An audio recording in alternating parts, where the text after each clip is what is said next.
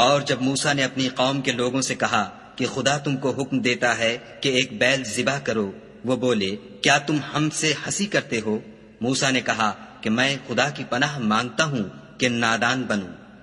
انہوں نے کہا اپنے پروردگار سے التجا کیجئے کہ وہ ہمیں یہ بتائے کہ وہ بیل کس طرح کا ہو۔ موسیٰ نے کہا پروردگار فرماتا ہے کہ وہ بیل نہ تو بوڑھا ہو اور نہ بچڑا، بلکہ ان کے درمیان یعنی جوان ہو، سو جیسا تم کو حکم دیا گیا ہے ویسا کرو۔ انہوں نے کہا اپنے پروردگار سے درخواست کیجئے کہ ہم کو یہ بھی بتا دے کہ اس کا رنگ کیسا ہو۔ موسیٰ نے کہا پروردگار فرماتا ہے کہ اس کا رنگ گہرا زرد ہو کہ دیکھنے والوں کے دل کو خوش کر دیتا ہو۔